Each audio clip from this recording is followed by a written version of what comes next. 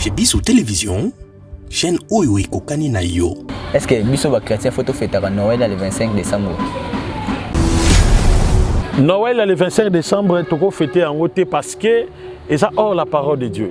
Parce que le 25 décembre, ils ont la célébration du Dieu Soleil. Le Dieu Soleil va célébrer le 25 décembre. Et ça va kuna na Rome, kuna na Italie. Ce qui est sur botama qui na mois oyo, il y a décembre, on sait que il y a un bébé prématuré. Un bébé mort il y a 4 mois. Donc jamais. Jamais mon colo est sur botama, bah que nous célébrer masanga, sexe, bah que nous célébrer escroquerie ou bien viol. Zéro mon a bassé belé ba tout tabango le 25 décembre. Au monde ba kuiti belé ko melama. Alors, pour calculer l'année 2022, bah calculer comment? Tous en a 2022, tous en a D 0, tous en a D, tous en a D. D plus 0, D. D plus D, 4. 4 plus D, 6. Ça donne 6. Oh, le 6 est un nombre pair. Pair, voilà. Si quoi, tant 2022 est un nombre pair. 31 décembre, et allez jour oyo, ba monde ya milimo ezalaka na obenga ngo bilan de l'année basalaka monde milimo en général, que ce soit ba ange nzambe, que ce soit ba ange budia bulu basalaka bilan nzambe akocha réunion na ye abandango déjà à partir à 0h il y a le 31 décembre abandi réunion pasteur oya yebi ki bonzambe te oza makamba ba théologie déontologie amemi bino na ndombolo na kati na Yesu. Ok, le 31 décembre, le 31 décembre, le 31 décembre, de prière pour être en harmonie avec l'ange qui va diriger 2022. Basala Nzambe. Bozo même tu n'as pas c'est divorce nini tozo ibate to ça ndeni awa on a vu totalement image à Mike Kalambai avait de larmes aux yeux là. Divorce, autre divorce et ça passe. Et puis divorce n'est pas autorisé. Dans la Bible, Bible est bon divorce. C'est chapitre 5. Baba na premier verset maintenant il s'abango Matthieu chapitre 5, baba na kaka na verset na yango 32. Bokopé sa moi si lettre ya divorce bo divorcer na moi si soki kaka asali otobengaka adultère, ça veut dire infidélité. Abimina mobali mususu. Nde boko divorcer na moi si. Est-ce que na posé mutuna, malgré dans la journaliste c'était Peniel. Aviva ki na infidélité, tabata ki na Mike. Biso basala nzambe tozaka na bitumba makasi. Omoni bana wana ndo omoni ya mike wana. Bana na bazokola. Basa bana mibali. Soki eloko oyo basali trop attention te ke ba boma ba vidéo na ba YouTube te. Ke basali trop attention te ke ba se réconcilier entre Mike na Peniel. Bana wana ba ozala mal formé. Un pasteur divorcé ne peut pas prêcher la parole de Dieu. Mais je te dis la vérité. Le pasteur nyonso va divorcer, cause de la sacrificateur, ils seront condamnés. Action de grâce, action de grâce c'était. Vous avez action de grâce du vague, action de grâce non, action de grâce selon nombre et âge nayo. Si on a 23 ans, si on a francs, on paie ça combien? 23 francs. On paie ça 23 000 francs. Il y a action de grâce. Ceux qui osent peut-être à 40 ans, on paie ça 40 000 francs. Au moins, la Bible Soloba, mon peuple périt faute de connaissances. Tous en haut, on va signe astrologie. Signe astrologie est codé avec les numérologies à Moutou. Moutou nyonso azana chiffre, Moutou nyonso azana signe. Parce que derrière la voix, il y a un signe. Derrière un signe, il y a les esprits. Dans le boko nanga eza, au moins lettre ni M. Caméraman a la lettre M. Alors lettre M est la 4e dans l'alphabétisation. Lettre M est la 13e dans l'alphabétisation. Chiffre 13, saute aux 8 13, aux 8 1. Tu virgule 3, donc 1 plus 3, ça donne combien? 4. Or, le chiffre 4 est un chiffre pair. Pair, voilà. Batu ya lettre M bazali batu oyo bazwaka mbongo na facilité et puis mbongo esilaka mpe na facilité banyokomaka na vite. Bato ba lettre M bazaka géré na Archange Poriel. Azali Archange oyo asimbaka Banque Céleste. Aza na lettre M Abedachou. Batala loboko ne bamona. Abedachou tala loboko no. Musupe bana ngote. Mutu so za na lettre T. So na lettre T. Oza mutu te, c'est que c'est esprit. Mutu ça dans la lettre. Année 2022 ezali année ya bato oyo bato baza na ligne ya ba lettre M. Bato bako pela makasi na année 2022. Tout nyonso moni ba prêtre na mokili ya se bazana ba lettre M. So na kosi bisika ba olanda biso bataka maboko na bango ba mona lettre wana. Chez Bissou Télévision, chaîne Oyo Ekokani na yo. Et yeah! ONG Vida est lancé Bongo, opération Sunga orphelin à $1. Alia Amela Alata, initiative de Maman Emily Setimainga Mosinzambe. Na $1 na yo, tu peux sauver une vie. Notez bien, descente et cause la Bongo na ba orphelinat, mokolo le 24 décembre 2021. Mais surtout ça la bolam, livre souvenir et fondement. Même après la mort, même après le retour à Christ, Yaya Misana Biso et témoigné Biso Liboso Nazam. Bien aimé, Total ONG Vida a organisé activité $1 pour nos soins orphelins. Le mois de décembre est juste à la porte. S'il vous plaît, veuillez contribuer votre $1. Avec $1, tu peux changer la vie des enfants. Merci na maman Emily Setimainga Nzamba Pambola yo pour na ONG Vida. Na $1 seulement et que permettre ONG Vida bakende à collecter en bakende couper ça ba orphelin na opération muneno ba osala le 24 décembre ya année oyo na kola na moi passe mais nazala orphelin na yebi bon est-ce que o azangi ba boti celui qui donne aux orphelins prête à l'éternel toi na posa to se pressa bon $1 à pamba et ko foutre la orphelin mon classe to pesa $1 ya pamba pour na bonne année orphelin azanga losote sosote fufu ya koliate to bimisa Christ et quatre to pesa na autozana $1 na linga orphelin na lobby $1 na biso ya ndena olo baboy benga na numéro wana opesa $1 no ndenga na zo pesa tout à l'heure soki ozalaka motema malamu ya kusunga tala kanal malamu ya kotina mbongo na yo tozali bongo na M-Pesa, e-bank, Airtel Money bana nyonso ya Canada to États-Unis bokotina oya koboya kopesa $1 na ONG Vida pona kosunga bana etike façon na ko papolela ye akolapa c'est le pasteur Lité Yakanda Mutakala Nankolo.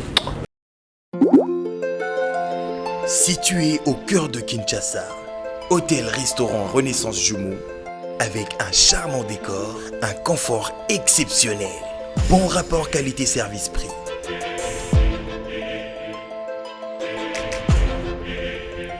Service en salle et room service impeccable. Hôtel-restaurant Renaissance Jumeau, au croisement d'Ibaya Kassavou. Avenue d'Ibaya A2, quartier Matongé, commune de Kalamou.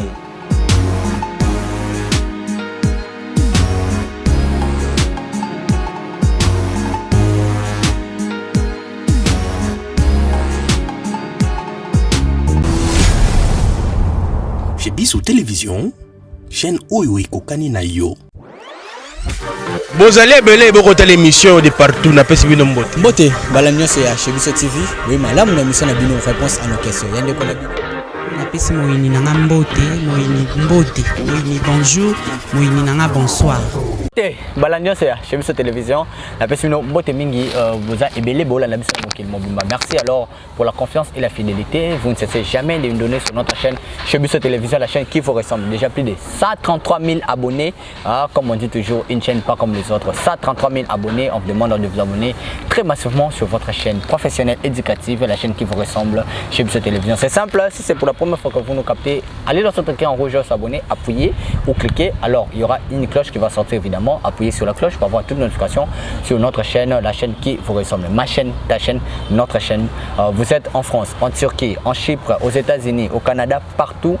Merci comme ça à Top Steve, sur Musumba, peinture à solo na Zambie, nulle part ailleurs, na Lusaka. Contactez juste Top Steve, il est là. Merci à toi. Merci à ces couples, un grand couple aux États-Unis. Je vous dis merci pour ce que vous faites pour moi. Couple Chindu, merci à papa Nickel Chindu et maman Priska Mongi. Merci à toi. Merci na Makamone Sobosa la pona Ndeko Nabino Mwana Nabino Brad Bumba. Merci comme ça maman Aminata Nongala Bile. Toujours merci à toi maman. Et à ton homme, ton épouse, papa Freddy Bile le King, ainsi à toute la famille Bile. Merci à Gervais, Joseph, Vernon. Merci à vous. Sans oublier aussi à cette femme, non pas parce qu'elle a l'argent mais elle a l'amour des gens. Maman Émilie Maïnga Seti, la Fondation Vida toujours en avant. Merci comme ça à Blaise Ochidou. Vous êtes nombreux de nous voir. Aujourd'hui, c'est une émission bombe. C'est comme ça que je vais le dire. Émission Moroya. Kita, tout Betty Tozong ici. Un coup, une flamme. Un coup. Donc, on va voir bon, ça. Je suis avec l'homme de mon pépé. C'est lui qu'on appelle le prophète Ézéchiel, l'homme de Bishima, l'homme de mon pépé. Mon pépé Bakanga Rangote quoi. Atabo Salindengeni Nabiye Moutou déjà Bakata. Mouté Tigala la Okula Sagi Wapi. Nous autres pas mandé Moutézalara. Atabo Betty, nous autres Bossimba Moli Moté. Prophète Ézéchiel, la passion Mboté. Mboté, journaliste à Makasi, Brad Bumba. Bonne santé. Zamba Zoba Telabiso, Toza vraiment tokos. Très kitoko. Il est là tokos voilà. Mais tokos c'est un mot, il y a le soumouté. Bisque comment mot païen zate, tokos c'est un mot. Ah. Il n'a fallu beaucoup là. Non. Bon, Fali c'est un Congolais. Alors Congolais puis nous sommes des Congolais. Oh, mon vidéo Francis Joël n'a fallu. Oui, namona ango. Ils ont un problème. Non, ils ont un problème. Ah non, bien. Ils ont un bien. Ils ont des commerces. Biso to bundisa mututé. To bundisa ande esprit. Donc c'est ça, ça n'est mutu. Voilà. Le lot, là, c'est un coup. Voilà. Tu obéis ton pélan, n'enga to kostka n'ongo lobby. L'homme de mon pépé. Boni église, boni Moussala, boni Ezekiel TV. Voilà, merci église César Malam, Mounzamba Zobatela. Tout aussi ça m'a prié il y a 4 jours. Tout ça qui n'a pas s'harmoniser avec Archange à travers la dimanche. Vraiment tout ça est ma bonne délit. Et puis tout ça qui apparition il y a ba ange. Apparition à ange bah qui plus de 4 oui les bazar qui filmé na vidéo et puis na ba photo ça ba image ezali ma batebele pena ba benga ngai par rapport à démonstration na sala qui a mai komiji balimbisa mais ngai na ndima nanga le surnaturel puis la démonstration merci beaucoup batebele ba boy batebele ba bika kiza mais to lobela on a 2022 wana bilo a 2022 wana bilo ka 2022 to fona na ki ba ange wana usaki nini po benga ba ange wana 4 ange ba kita. Voilà, d'abord premièrement je suis commissionné Zamba Bimelanga le 26 juillet 2010 souvent na lobaka toi l'ange du Seigneur qui m'est apparu le 26 juillet 2010 à 23h. L'ange du Seigneur, je porte ma veste. Soka na lobi loko wana, mbala mona koma mutu mususu. Wana veste tibio château. Te wana veste spiritualité, wana intimité. Wana intimité, wana sko veste o ba pesanga le 26 juillet 2010. Sko tant na sala ki yango bazunga ba image nazaki na lataki bazin. Na lataki bazin à bleu. Mais tant o bazunga ba image ba mona na bazin te, ba moni na veste. Ba image wana ezali. Les apena ba bloko eza réel be fait réel o na ni la mambo susu mais ba filmer bato ba mona image ba moninga na veste ya pembe mais ngana na lamba na bazin ya blé ba image ane ezali na balasa ki yango c'est image ane so to talo boy ne mususu bino bo tala na caméra monde cameraman aza o tala nga amona nga na polo ya noir mais o tala na misu na ye bo moto polo ya noir mais so tali na vitre ya caméra amona nga veste ya pembe. La image j'en ai bimaki dimanche, les to feta ki yango to comme ça ki nzambe parce que nga vraiment mon frère Brad nandimaka nzamba existaka. Nga nandima nzamba makansité nzamba imagination te. Moni batebele ba traitanga comme si que magicien. Pourquoi? Parce que nga nandima makambo eza concret. Nandima ke yé soit capable ya obimisa moto to kimi. Yé soit capable ya osala. Mutu a blessé 5000 personnes. 3 pains, 2 poissons et puis 3 pains, et laisse 5000 personnes. Donc c'est ça le miracle. Donc on a l'andimango. Parce qu'on a des bateaux, belle bateaux qui sont yango. Donc mais na bête et dérangeant ngate ce que ça l'engande dépassé. Vous comprenez? Tant que tu vas finir ka ba loba kete za kisi, ba so benga même DG pour chic muka dingane to za de côté. Ba benga chic muka tala bisima changer mai comme ji boy pour nato sa démonstration na kala mingité. Donc vraiment ba bengi. Oh, mais chez Bisson, les exécutifs, la famille.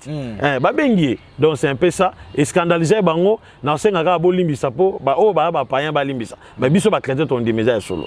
Voilà. Bisson va traiter ton déménage solo, ange bayaki 4 anges mais place na ngato fanda, babi que numérologie puis et le quoi na ba te belé babengi lango yo yeba ba chiffre, ba signe tout siko 2022. Comment qu'on améliorer na archange à 2022 ou on a 2021 comme ceux qui a nino il y a souffrance il y a bisengo mais 2022 ils a une souffrance. Alors comment harmoniser pour que 2022 non peut et le qu'on est à bien. Voilà, merci beaucoup Nzambe Apambolayo pour l'opportunité. Dans signalé que mission na biso ba comme aux comme appenda na TNT. Oui, bah comme pena oui baba émission ils ont un chaîne moto temps à rombote il y a TNT. Bah on a bloqué chez biso penza et quand pena na émission tout ça là sur astrologie numérologie na landa quand on lobby na TNT na kamu écoute bah bomi ba logo te nyonso batiki donc c'est un peu ça na pesi bango pe mbote bo continuer ka ko alors problème est ça que au moins, la Bible soloba, mon peuple périt faute de connaissance. La Bible n'a pas dit que mon peuple périt faute de parler la langue ou bien faute de prière. Mais la Bible soloba, mon peuple périt faute de connaissance. Les autres sont souffrir pamba. Batu bazonyo comme pamba. Au moins, mutu akenda simba kisi ndeni. Mutu akenda ko simba kisi tanga moni nyoso simbate. Ndake simba kisi. Oh, au lieu ko atuna ange gardien et pourquoi tu es simbate? Pourquoi makambe simbate? Pourquoi nga nazo travailler te? Oh, mutu avivaka Marie Missam paix à son âme. Ayemba si vallée de Baka. Abi arrivera na via mutu de haut et de bas. Et puis c'est biblique. Vallée à Baka via mutu ezali. Même le président de la République no mona bango boy. Ba le ka peine ba période maigre. Ma période de moi souffrance. Année la mort mais okemba. Bon on peut ça mais pas d'abimi ça on passe. Vous comprenez? Ba millionnaire et belé ba le kana problème il y a passe. Ba toi ka ça que so za na mutu mbongo za ba mbongo belé ça veut dire que passe ça non. Na kati ya via mutu azalaka usu na étoile. Étoile ya mutu est déterminaka o mutu ozala lobby. Tozalaka na bané père, tozalaka na bané impair. Alors na kati ya vie na biso, tozala o babengaka ba signe astrologie. Signe astrologie ezalaka codé avec les numérologies ya mutu. Mutu nyonso azana chiffre, mutu nyonso azana signe parce que derrière la voix il y a un signe. Derrière un signe, il y a les esprits. C'est ça. Ngande na zaboui. Na loboko nanga eza omoni lettre nini? M. Caméraman azomona lettre M. Alors lettre M ezali 4e na alphabétisation. Lettre M ezali 13e na alphabétisation. Tozana A B C D E F G H I J K L M M. Vous comprenez? Donc toza donc N. Après, donc, M y a qu'avant, N après. Donc, tu as 13e. Or, chiffre 13, sauf tu as 13, tu as 1, tu as virgule 3. Donc, 1 plus 3, ça donne combien? 4. Or, le chiffre 4 est le chiffre pair. Pair, voilà. Vous comprenez? Chiffre 4 est le chiffre pair. Batu moko boye na kalabano talaba maboko. Ba talaba maboko atalo maboko a déterminé oyo za lobby. Alors ba bébé pasteur ba to d'entologie. Ba yelelo na ba théologie ote ba to ba nganga ba disait de bons aventures ba to na bazali ba tumo bandoki boye boye. Et je maudis tous les pasteurs des bébés pasteurs ba lo barabongo. Ba to na maudit bango e ba zo malédiction na kombo na Yesu. Parce que ba to na ba yebaka spiritualité. Au moins lelo elo gozo bloquer biso c'est la religion. La religion musulmane, chrétienne, bouddhiste, religion est bon maramout. Religion est dans la limite. Oh, la spiritualité est dans la division. La spiritualité est à moko, mais elle a tendance mi balé. Tout ça la spiritualité pembe, la spiritualité à mouindou. La spiritualité pembe est à oyabiso. Même biso ba chrétien, tout ça ba magicien. Le mot magicien est lingi kolobanine. Le mot magicien est lingi koloba mage. Mage aza mutu ya mayeli. Bato ba découvrir hier sur botami, ce sont des magiciens. Oh ba mage. Ça veut dire que biso ba chrétien tout ça la magie divine.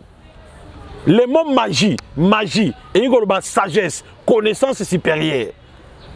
Vous comprenez? Yo ça la malade. Ndetinga bato bayaka, mutu aza pena na malade azo kufa. ado kufa bon ado kufa bo kene hôpital ba bengi ba kene hôpital mais maman mo abi teto kene hôpital to même pas prophète abi shima mon pépé ratakate ba memi awa na 23h na ya mbangu na 23h ba benga ba memi bembe l'église na ye na koti be bato ba bondo plus de 4 y compris na pasteur so na kosi brad totambola na bintu ka to sala accident to kufa nzamba za témoin ba yede un pasteur azaki wana ba bondeli mutu ala mukati pasteur si moto kene na hôpital prophète depuis au bengi prophète e obo déranger pour na 23h est-ce que koya OK ngana la mona musala ya bana nzambe ngai na kipakate er nyoso na koya ta 1 heure na oya et na ye na butu wana na tant na koti na moni bango ba prier mais tant ngana komika be demo abandi koloba donc mutu azaki akufa surtout ki abandi koloba yete et j'ai prié pour lui mutu alamuki et le pasteur a s'approché nanga tuninga bi mes prophètes comment biso to bondeli mutu abiki alamuki te tolingi to meko na hôpital mais yo ndenge nino ye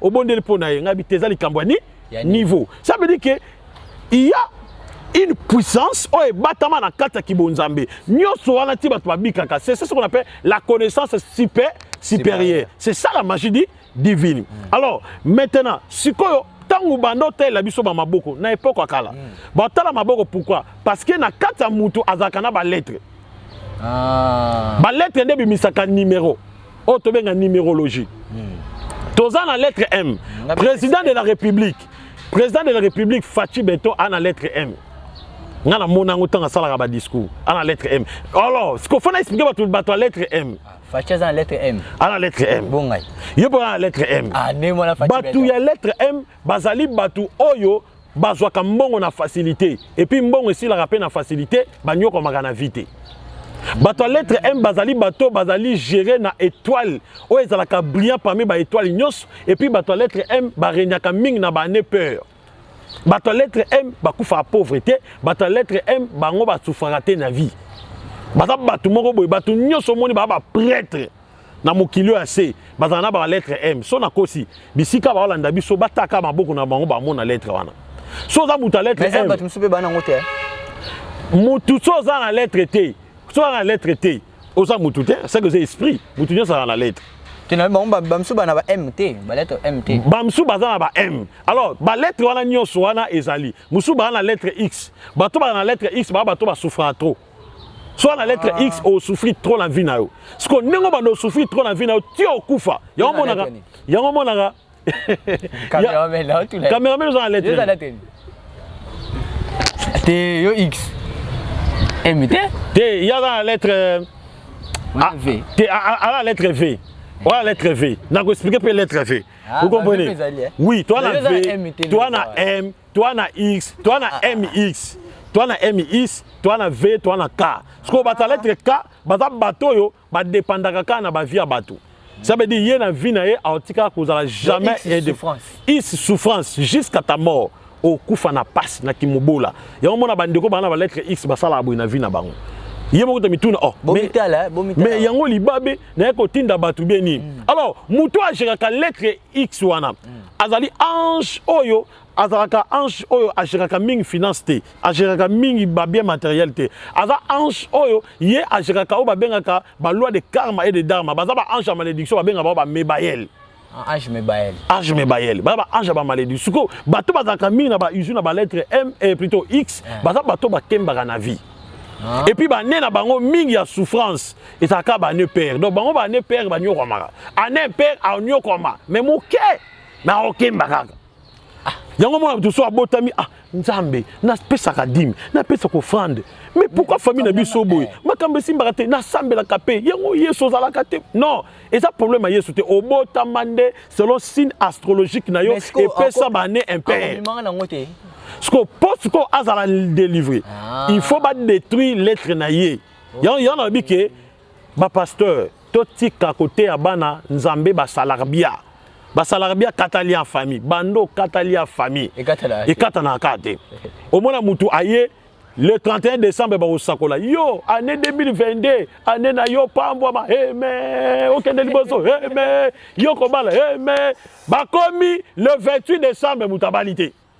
Na sermon na yambakia basakoli pona ye ayekute pa nanga bi papa na musala nzambe na sa prophétesse basakola pona nga na ozwa libala ane o babi mobala na za na poto tala ba prophète nzala ba babi mobala na za na poto donc ba pola bango ba mi bala poto nde ba oh mi bala poto belé misu mi tu ekufa vona ko to linga mobali yakini oh mobala na za na poto aïe aïe aïe nde kwa zeli prophétie le to comme le ayaki le 5 décembre le mi na prière aïe la prière so le abi que papa yango nzambaza donc biso ba prophète Ézéchiel to mema so ngambu pamba prophète mo ba lié bambongo abete bloka boma biso ne to zo charge abi papa ba sakoli pona nga lelo pena na ko le 28 papa taro ezate mobala linginga tata lanza ata mibala kongo ba linga te ata abi papa na beti depuis janvier ba bloka mpe ezana na basigne yo kana ebiso depuis janvier ti mois décembre mobali moko atika ko linga te et puis tant on a epse pesa lobo on ata la signe astrologique papa na ngai na otala bo lettre X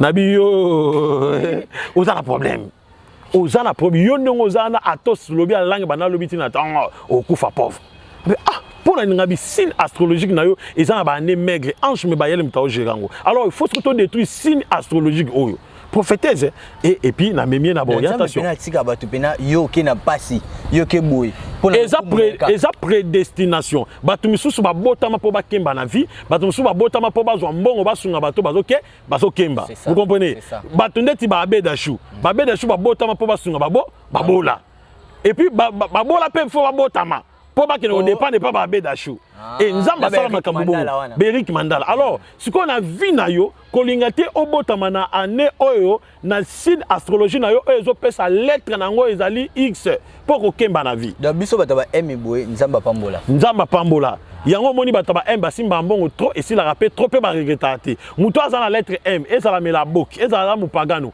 azala kan espoir mais est-ce que bato lettre M wana obana bataba loyenge basebele nini asimba ni mbongo na osaba loyenge wana ndini siko ko conserver nina mbongo si la mbongo te alors bato ya ba lettre M ndeni bakoyi ko conserver mpo mbongo si la te la première des choses ezala kana ba prière o esengeli basala parce que bato ba lettre M bazaka gérer na archange Poriel azali archange o asimba ka banque céleste ndenge tozala kana ba banque ya mokili to na ba compte bancaire et puis biso pe na spiritualité tozala pe na ba compte bancaire alors zamba sala bato ya ba lettre M bazala ba compte bancaire ya molimo bango so basala bango comment basala bango po baye bako soutenir bato ba souffrir baye bako so yango moni soko lingo conserver bato bana ba lettre M on a pas conserver au maximum ou bien au matissa augmenté il ba chance na yo zalaka na espoir ko kaba kaba kande trop donc soza na mo eloko pesaka ata oza mutalo yenge me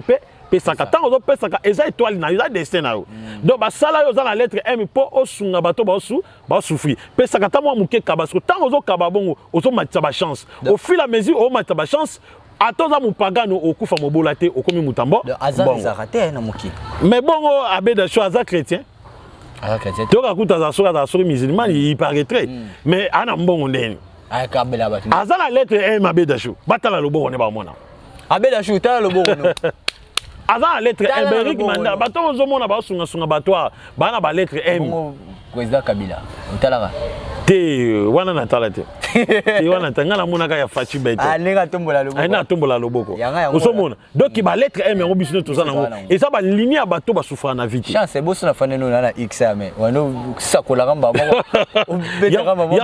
yango osomona année 2022 ezali année 2022 ezali année ya bato oyo bato baza na ligne ya ba lettre M bato bakopela makasi na année 2022 alors pour na calculer année 2022 ba calculer ngo comment toza na 2022 toza na D 0 toza na D toza na D ozomona 2022 oko calculer ngo oko zo D plus 0 ça donne D 2 plus D 4 4 plus 4 ça donne combien 6 ouais 4 plus D 4 plus D ça donne 6 donc D plus D D plus 0 D 2 plus D 4 4 plus D 6 ça donne 6 oh le 6 est un nombre pair voilà sikoyo tango 2022 epesi nombre pair alors nini yoko sala yango le mona kana kondana ba bébé pasteur bata déontologie ba na internet bazo ambrier biso papa soki otangi théologie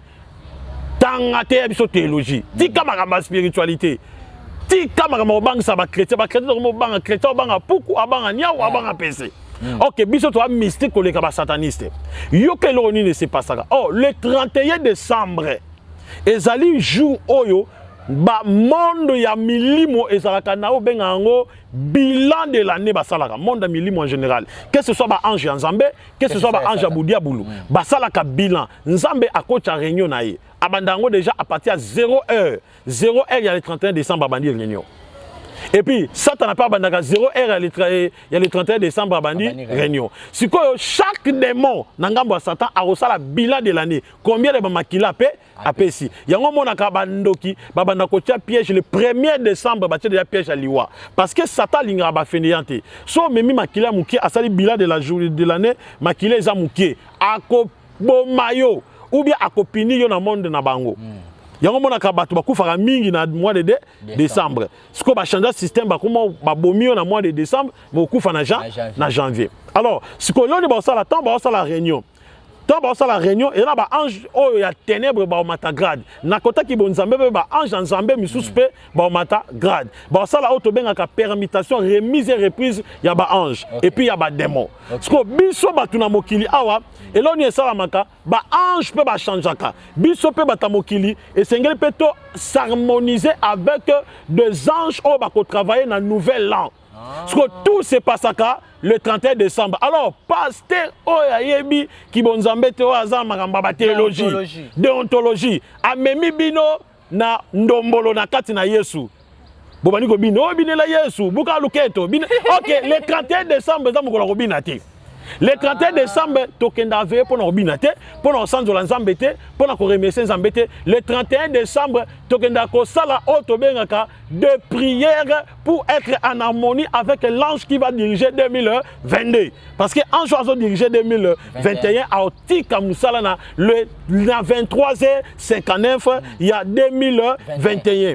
À côté de ce ange a dirigé 2022 na 0h juste na le 1er janvier 2022. Il faut qu'on harmonise na. Alors ba signe ko changer. Ce que pona koye baye ange wana pona koye baye d'abord to calculer. Ah to trouver des numéro na ye 6. Signe astrologique na ye, signe numérologie na ye 6. Et ça année paire. Alors au kota là le boko na yo. Le boko na yo, ils en ont combien? Ils en ont. Soit ils ont la lettre M. Et puis c'est combien? Et puis c'est 13. Lettre nombre 13, chiffre 13, ils ont chiffre oyo, soto tchango 1 plus 3, et puis c'est 4. Et puis c'est nombre peur. Alors qu'on soit âge na yo. Par exemple, moi, nous, on a 23 ans. Soit 23 ans, on reçoit bouille. Aujourd'hui, 2 plus 3, ça donne 5. Alors, yo, si on s'harmonise bien, na ange na yo, et sengeli, on s'ala 5 jours, il y a ma bonne délit. Vous comprenez? 5 bateaux l'émission avant. Bon, bandango. 5 jours à ma bonne délit. Somme à 40 ans, avoir 4 plus 0, ça donne 4. Alors ça, 4 jours à ma bonne délit. Alors on a 4 jours à ma bonne délit. Et là, on dit que ça là. On a nombre. Action de grâce. Action de grâce. Action de grâce, c'était. Vous avez action de grâce du vague. Action de grâce, non. Action de grâce selon nombre et âge. Si on a 23 ans, si on a francs, on paie ça combien? 23 francs. On paie ça 23 000 francs. Il y a action de grâce. Ceux qui osent peut-être à 40 ans, on paie ça 40 000 francs. Ceux qui au côté peut-être 50 ans, 50 000 francs. Alors, bateau il y a $. Si on a 23 ans, $23. Si on a passé Batombogi, on va passer à 300 à 400. Vous comprenez? On est allé offrande pour s'harmoniser. Avec pour s'harmoniser, donc on peut sa action de grâce. Alors, si on peut ça plus, bateau on peut ça peut-être plus, à son pasteur alia, pasteur alata, on peut ça bouille. Au long nous, on peut peut-être $600 par exemple. Au but prophète, $100, $23 c'est l'âge n'a 23 ans. Oui, quand il a fêté bonne année, mais $23 on a salé l'anga prier. Mais long 23 long 23.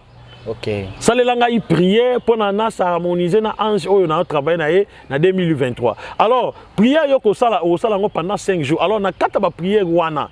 Makambo yoko luba nde na ko luba ngo na internet ité. Ah voilà. Voilà ba to benganga na expliquer ba. Siko toti ka pe ba to na suspense bo. Babenga bishima numéro ezakala mais comment na soki pe za style na ye. Te ngai siko na be po so numéro na nga betaka Ezekiel TV.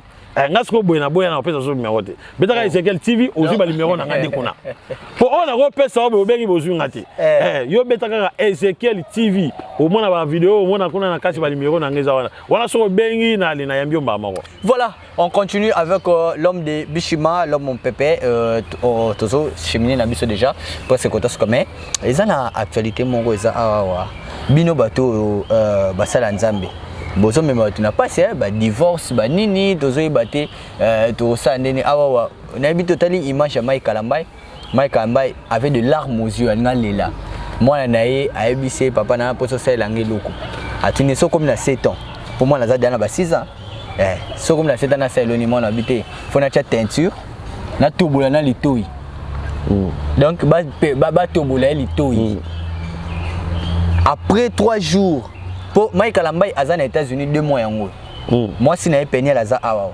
on ira tiki yekuna fala na bana pour processus continuer ka après 2-3 jours moi na aibisa papa na ningi suna za pasteur kalokola yo siko attaque yo monsieur Nanzambe est-ce que ozomo attaque divorce tom souvent moi na ninga fanda kina mama akomya komona ba style américain mais papa yé moi 2 jours moko boye habité papa zo data ba veste papa zo simba bible na ina simba mona comme na deux tendances alanda nini asala nini au moins que divorce wana izo créer moi problème nini okoloba na makambo l'équipe na papa Mike vraiment ndeko na ngai esala ki pasi ngape na la vidéo wana alandi yango ya ndeko na biso l'homme de Dieu Mike Kalambai esali penda moi mawa passe makasi omoni ndeko bandeko misusu omona ba oleka na internet ba oganga divorce est olingi bakabon to papa divorce ça passe divorce auto bengi divorce et ça passe et puis divorce n'est pas autorisé na kata bible boy divorce yeso boy divorce ba ke no tanga bango ba lobanga na tanga bible était na tanga bible ba ke tanga na Jean plutôt Matthieu chapitre 5 baba na premier verset mais ngala yesa bango Matthieu chapitre 5 baba na kaka na verset na yango 32 Yesu baye pa na ye balobi bon maître biso baye biso sur divorce balobi mwasi oyo azo se comporter mabe et senge to pesa ye de to sala ne di divorce Yesu aye bisi bango alobi te Moïse aye bisa kabino bien Yesu aye ba makomi abi Moïse aye bino bien boko pesa mwasi lettre ya divorce bo divorcer na mwasi soki kaka asali otobengaka adultère, ça veut dire infidélité. Abimina mobali mususu. Nde boko divorcer na moi si. Alors, na 32, Matthieu chapitre 5, verset 32. Azoloba, alors, ce qui au pesi moi si lettre et divorce. Moi si on a aza exposé na péché bengaka adultère. Est-ce que na posé mutuna, malgré dans la journaliste c'était Peniel. Aviva qui na infidélité, tabata qui na Mike. Comportement kaka. Alors, et là qu'on ne mimi de Mike. Yoka toto koma. Et là qu'on ne mimi Mike pour abengana Peniel. Biso basala nzambe to zakana bitumba makasi. Omoni bana wana ndo omoni ya miki wana. Bana na bazokola. Basa bana mibali. Soki eloko oyo basali trop attention te ke ba boma ba vidéo na ba YouTube te. Ke basali trop attention te ke ba se réconcilier entre Mike na Peniel. Bana wana ba ozala mal formé. Basa ne loko mona mutu na bango ataka ba no mona ba vidéo ya YouTube de ba papa na bango ba divorça. De ba bane ko s'acharner entre bango na bango. E ko bebisa ba bana. Bana na lelo so ba ke bala. Ba vani sa basi na bango mal à l'aise.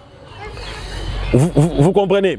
Et puis, bako risqué, baïna penda batu. C'est ça. Donc, les baby sabango. Dans la vidéo na ya Mike Kalambai. Papa, divorce ezali permité.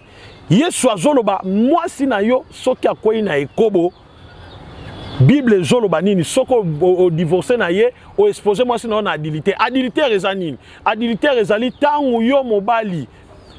Ozala mwasi na yo azobima na mobali mususu babenga yango péché adultère. Malgré tout boza dit divorcer. Alors la spiritualité est obligée nini. Au moment où mwasi na mobali babala naka o eloko batu baye bakate. Ange anayelo atala mariage asela kaso. Soka c'est so vous êtes marié pour la bino à côté le document na mboka ya nzambe ke bazama marié. Bo divorcer kuna na lola bayebi te ke boza divorcer bo balana.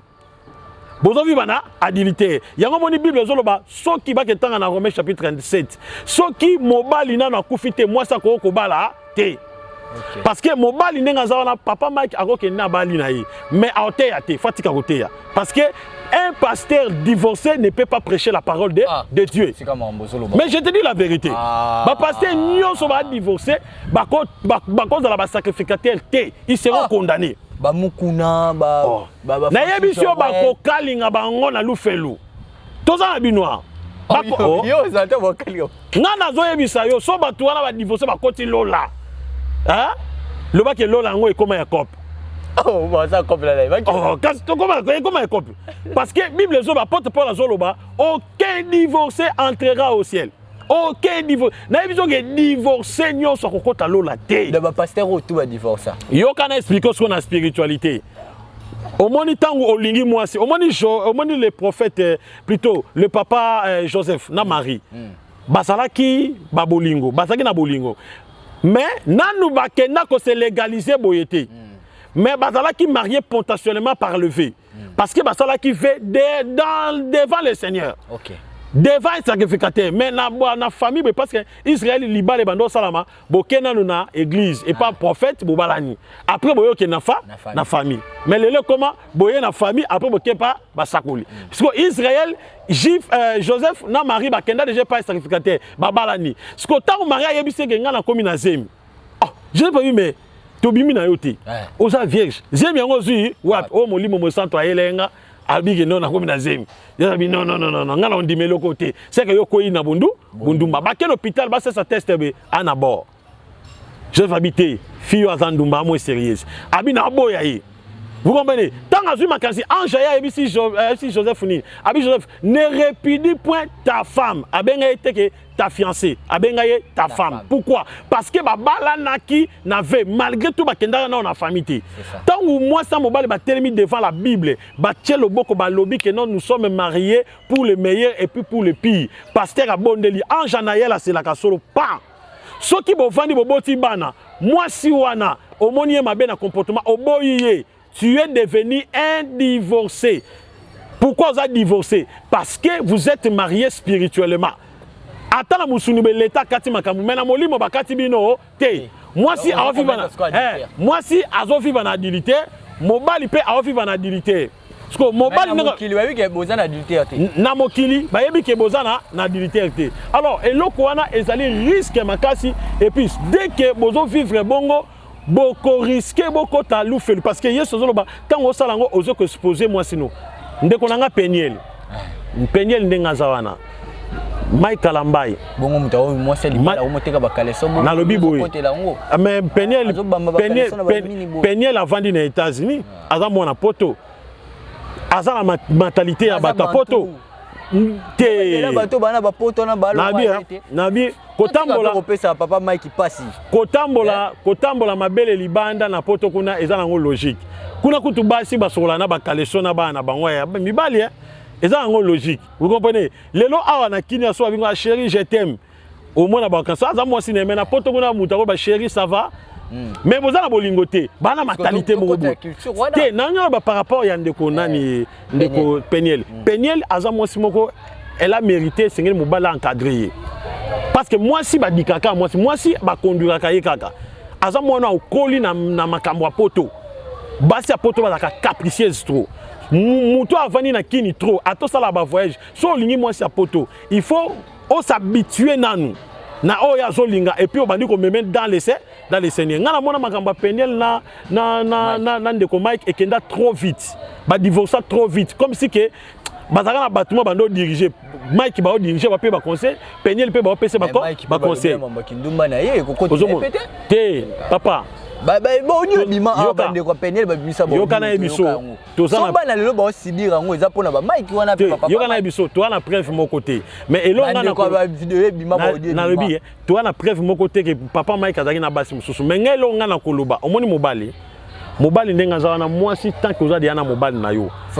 il faut qu'on dise mobali ou avaler te pas qu'on dit même mobali msusu mais il faut supporter Bible zoloba la femme c'est un bête d'attelage aza mwasi mwasa mema makam amema mukumba omoni mwasi alokola mama wazolongola mwana ba salité soka asali kele kaka na mais biso ba papa to sani to kimaka solo surtout ngakune na kima ya bana longola ya moi bébé ni ya bébé mais na kima mais maman ko longoli moi ça bongo vous comprenez et loko ezanga epa ya ndeko penezani un encadré moko ko encadrer à supporter pour moi Mike asa star bongo yemuta tout autour na eza baché ba chéri ata moyana na nina l'homme de pétage yo kasi olinga l'homme de pétage olinga basonga na Mike ba ko finga ya ba finga boko c'est omoni base ezala na ngaka émission baisse to ba ko émission baisse deti papa de nile so asa ke na baisse vous comprenez omoni peigner ndenga zawana aza mosi moko boy azaki aza trop traumatisé et puis Mike aza mobile na liboso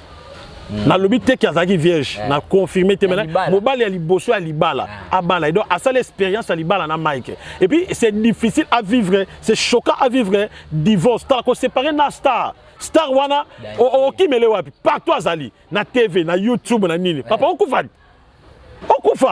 parce que choc wana à cause de la traumatisé et comme c'est même liboma vous comprenez ça n'importe quoi donc moi je conseille pour na bana wana ba alimbisa Peniel bazonga pour Peniel pas sali kindumba te mais il y a 2 mois kuna y a 2 mois awawa est-ce qu'il y a un ba eza coïncidence à bolingo vous pensez que Mike na Peniel ba solade ba ko sakate asa mama bana na ye ba causer mais makamu susu so pas lia akopo lia pe est-ce que biso ngana to ye na émission ali amelo ali abo oh buta pusa lia bo ali ya it oh ada musi na it vous comprenez mais la TV ça va les gars na liebo ça veut dire que azali mama ya bana na ye bande ko internet botika ko lia mbongo na dossier bo bimisa bo pesa conseil bazonga omoni ba Shadai Nathalie Shadai boga Nathalie mususu wana boga papa ngana ko boya jamais moi sabotelinga bana mibali donc yo soki yo mwasi oyo ko kota na bolingo na biso na ko 2000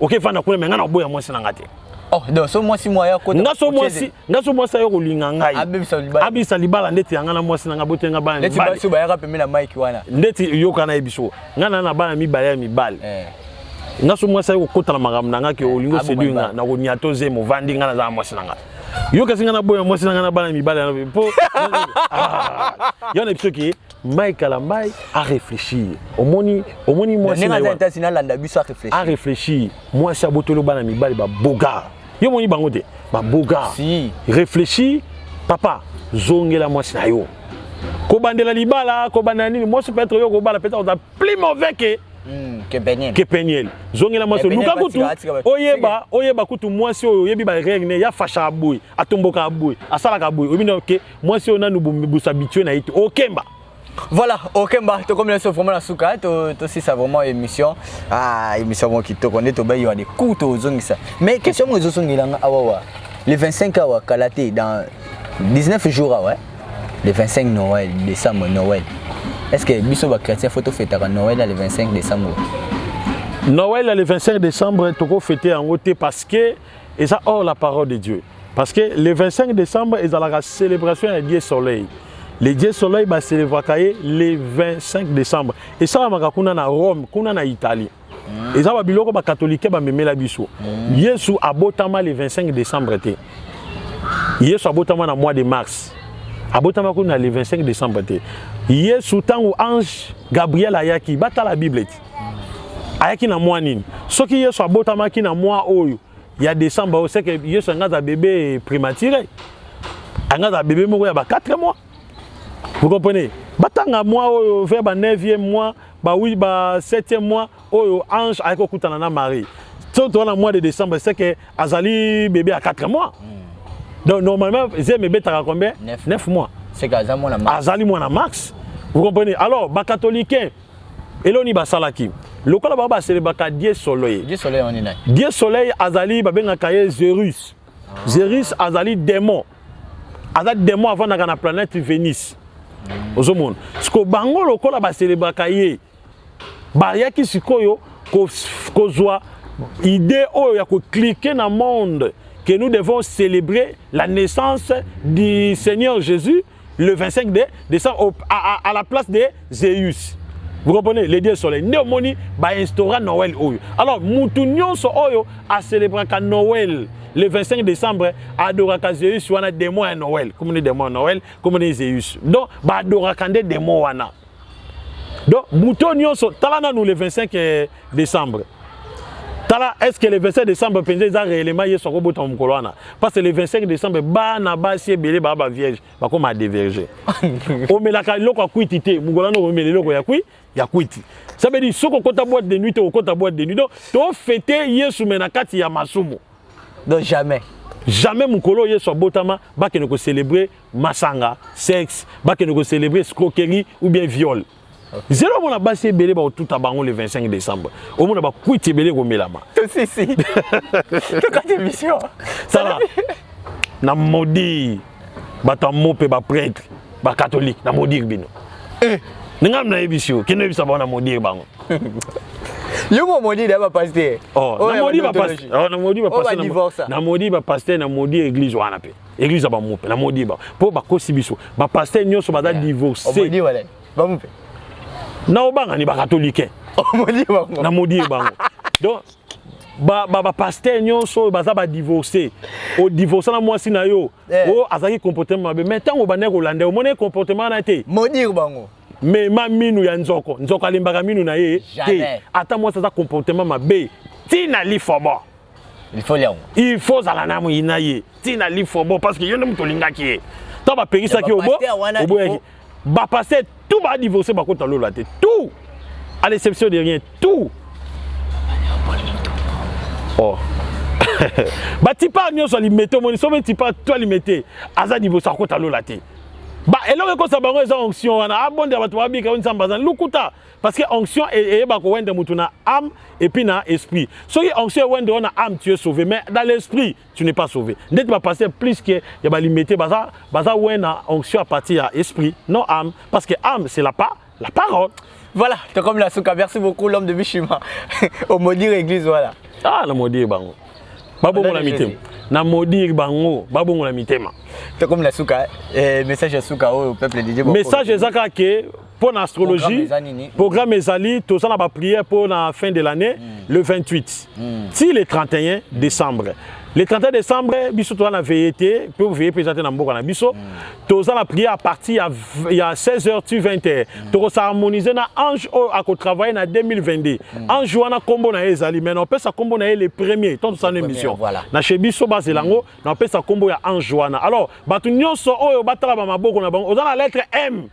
Benganga déjà. On a la lettre X. Lela ka déjà pe benga. On a la lettre V benga, lettre K benga. V ezalayi ba o ba Mama pusana na ta lettre. OK. Yo dans la lettre V.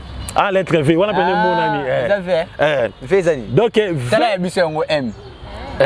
Donc bandeko nyonso yo bazalaka peut-être na ba lettre K. Ba lettre K donc ça veut dire na vie na yo K bat pando sungo ti okufa. Bongo fezani mama batayo yo K. Te wan to bombi wa zaboy. To bombe bobenga wa lettre X tout. Bobenga ta ko expliquer bino. Po bobenga numéro na ngezali beta kaka Ezekiel TV. Voilà numéro là. Na pia numéro. Beta Ezekiel TV au numéro. Mama yoni. Yako la kisa. Yako la sa lettre na. Yako la sa lettre na. Au moins, bébé mon pasteur a commenté. Bien, t'as la ndoki, t'as la ramaboko. Yo ndoki yo moko. Yo ah. Ya la lettre K. T, ana V. Yango, ana V. Ah, ils avaient. Yo la lettre V. Ciao, kuna. Te so te lo bien ma. C'est la faut luka papa. Te, to biso to loba te. To ye biso kaka. Yo la lettre V. Voilà, très bien. Moi, tu as mis attention, pas mal. Et ça y est bien. Attention, on s'est fait là. Ok, merci beaucoup. Donc, Babenga Kakana, Baba Lukane Ezekiel TV, le numéro du prophète.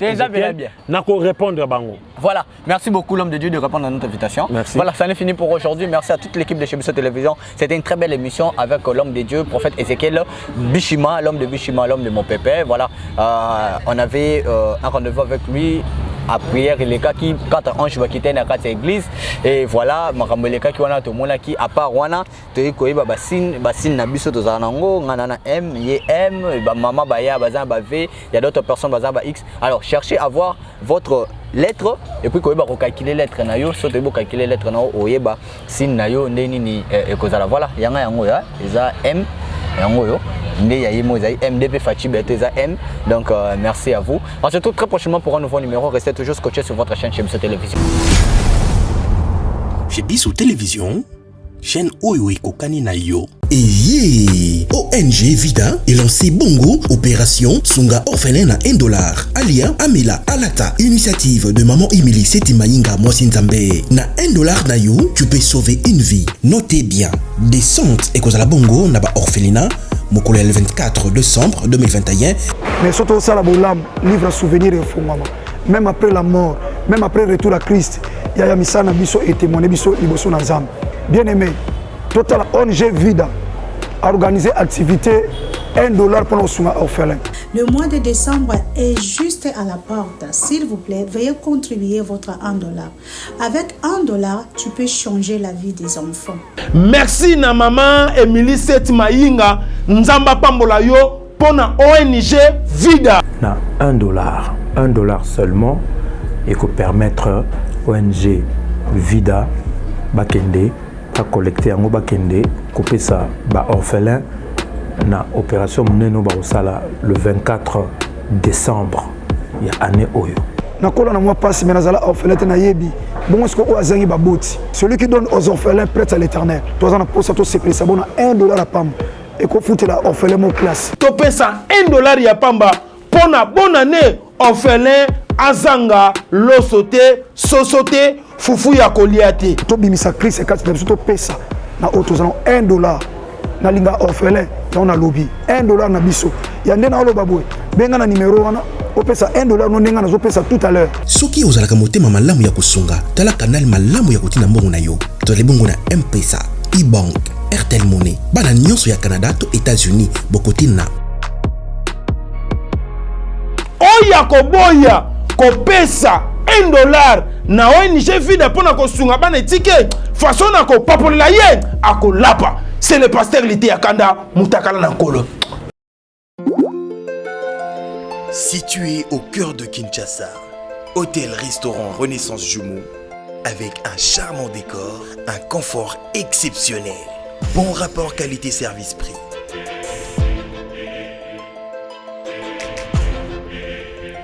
Service en salle et room service impeccable. Hôtel-restaurant Renaissance Jumeau, au croisement d'Ibaya Kassavo. Avenue d'Ibaya A2, quartier Matongé, commune de Kalamou.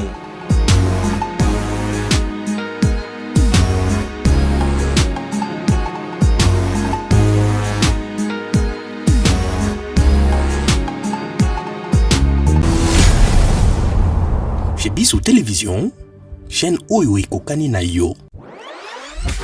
Bozali ebele bokota l'émission de partout na pesi bino mbote. Mbote bala nyonso ya chez Bissou TV. Oui malamu na mission na bino réponse à nos questions. Yande ko na pesi moyini nanga mbote, moyini bonjour, moyini nanga bonsoir.